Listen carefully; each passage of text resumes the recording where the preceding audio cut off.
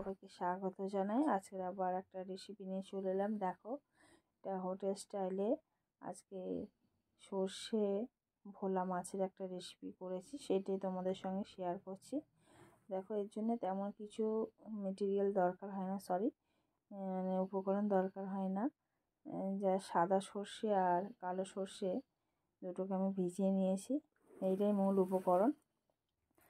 প্রথমে মাছগুলোকে আমি ধুয়ে কেটে নুন আর হলুদ মাখিয়ে 10 মিনিট মতো রেখে দিয়েছিলাম। কড়া গরম হয়ে যেতে তেল দিয়েছি, তেলটা গরম হয়ে যেতে মাছগুলোকে আমি ভেজে নিচ্ছি। বন্ধুরা, যে কারেন্ট অফ হয়ে গেছে এই সময়, সেই জন্য একটু অন্ধকার মতো লাগছে। যা মাছগুলো অনেকগুলো মাছ ছিল, সেই জন্য আমি উল্টে পাল্টে ভালো করে ভেজে নেব। মাছগুলো খুবই ভালো ছিল, এখানে মধুগোলা নেওয়া হয়েছে আর সাইজটাও মোটামুটি ভালোই বড় ছিল। গোটা গোটা রান্না করা হয়েছে, যেমন হোটেলে করা হয়। দেখো, এখানে মাছগুলো ভেজেছিলাম 3টে, আবার বাকি মাছগুলোকে আমি ভেজে নেব। দেখতেই পাচ্ছ যথেষ্ট বড় আছে।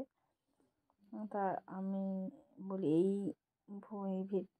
এই ভোলা মাছ সর্ষে দিয়ে খেতে খুবই ভালো লাগে এবং খুব বেশি মশলা দেওয়ার প্রয়োজন হয় না, শুধু সর্ষে দিয়েই করলে এটা খুবই ভালো লাগে। দেখো, এরকমভাবে সব মাছগুলোকে আমি ভেজে নেব।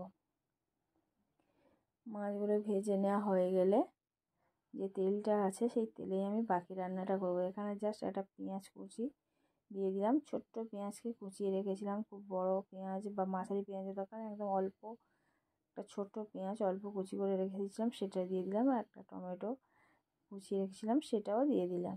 দিয়ে ভালো করে ভেজে নেব। ভেজে নেওয়ার পরে 5টা কাঁচা লঙ্কাকে আমি দিয়ে দিলাম, দিয়ে এটাও খুব ভালো করে ভেজে নেব। এবার দেখো, স্বাদ অনুযায়ী লবণ দিয়ে দিলাম, হলুদ গুঁড়ো দিয়ে দিলাম, লঙ্কার গুঁড়ো দিয়ে দিলাম। এবং তোমরা ঝালটা যে যেমন খাও তেমন দেবে এবং ভালো করে কষিয়ে নিতে হবে।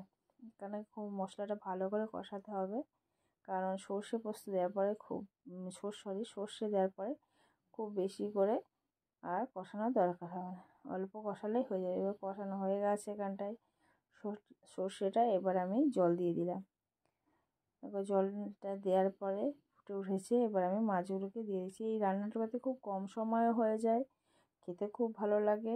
বন্ধুরা অবশ্যই বাড়িতে ট্রাই করবে, দেবে অসাধারণ স্বাদ লাগবে। 1 থালা ভাত এই দিয়েই খাওয়া হয়ে যাবে। আর সাধারণত আমরা অনেক সময় হোটেলে গিয়েও এই ভোলা মাছের সর্ষে ভোলা খেয়েছি। এবার দেখো, ধনেপাতা কুচিয়ে দিলাম। এখানে রান্নাটা প্রায় কমপ্লিট হয়ে গেছে। বন্ধুরা, আমার এই রেসিপি যদি ভালো লাগে তোমাদের, অতি অবশ্যই একটু সাবস্ক্রাইব করে দিও, লাইক করো আর কমেন্ট করে জানিও কেমন লেগেছে। আর যারা ফেসবুক থেকে দেখছো, তারা অতি অবশ্যই ফলো করো পেজটাকে।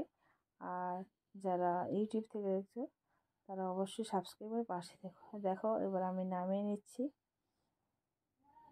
এখানে অনেক সময় কাঁচা সর্ষের তেলও দেওয়া যেতে পারে, কিন্তু আমি এখানে দিইনি। দেখতেই পাচ্ছ, একদম হোটেল স্টাইলে কম তেল মশলায় অল্প উপকরণ দিয়ে খুব কম সময়ে এই রেসিপিটা করা যায়।